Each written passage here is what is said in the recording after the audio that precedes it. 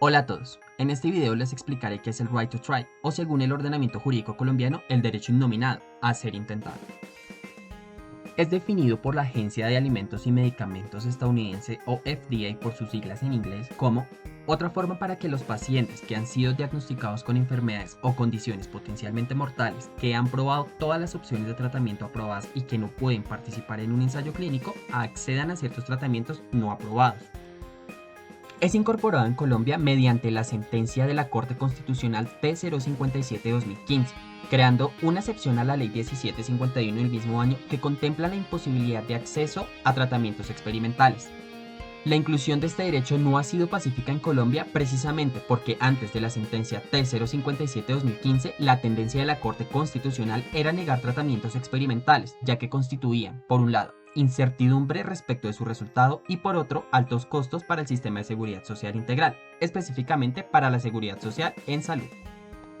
Fue la sentencia de unificación 819 del 99 la primera en examinar un caso de un niño que requería un trasplante heterólogo realizado únicamente por el Hospital de la Universidad de Birmingham en Alabama, Estados Unidos. La Corte Constitucional determinó que para la aplicación de esta clase de tratamientos se debían tener ciertas condiciones. Primero, que el paciente presentara una situación de riesgo inminente de vida ante la negativa de la práctica del procedimiento médico. Segundo, que exista concepto técnico-científico favorable del médico tratante. Tercero, que no fuese posible practicarlos en el país.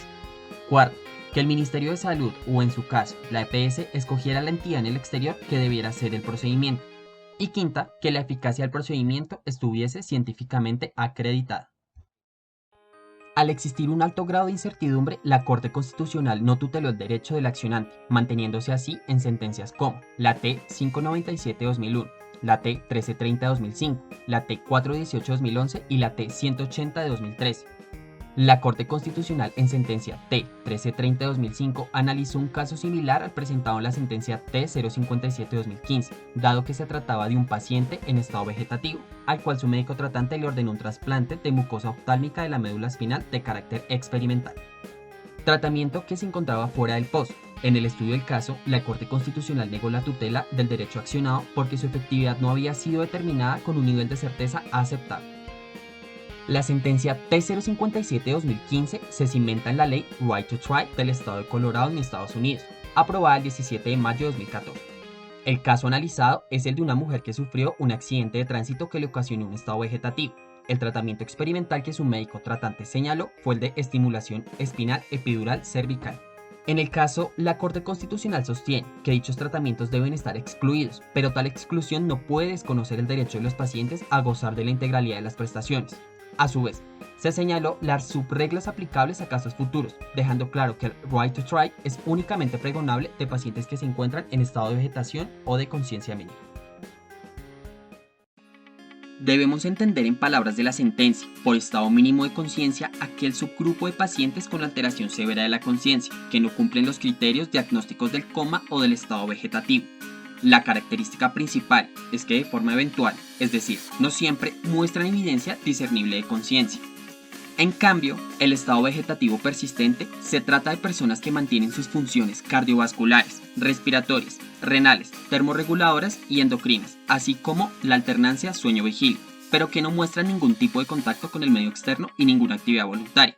Dicha persistencia debe prolongarse más de un mes. Las subreglas aplicables a futuros casos análogos son: primero, que sea posible inaplicar las exclusiones legales o reglamentarias que impiden autorizar el tratamiento o medicamento experimental, establecidas en el auto de la Corte Constitucional 035 de 2009. Segundo, que se determine el carácter catastrófico o terminal de la enfermedad que afecta las condiciones de vida digna del paciente y le impide desarrollarse en forma autónoma en la sociedad. Tercera, que se verifique el consentimiento pleno e informado del paciente sobre el procedimiento experimental que se le va a practicar y, si no es posible, el de sus representantes legales. Cuarto, que se constate que el tratamiento experimental fue ordenado por el médico tratante independientemente de su adscripción a la EPS o de su pertenencia a una entidad de salud en el exterior. Y quinta, que exista fundamento científico mínimo que demuestre que se trata de un procedimiento que, aunque no haya sido aprobado por el sistema de salud, cuenta con un grado mínimo de certidumbre sobre sus efectos. Por último, es de recordar la sentencia de la Corte Constitucional C313-2014, que señala que de presentarse dudas acerca de si un servicio, elemento o medicamento es aplicable, la autoridad respectiva tiene la obligación de decidir aplicando el principio pro homine. Esto es, usando una interpretación que resulte más favorable a la protección de los derechos de la persona.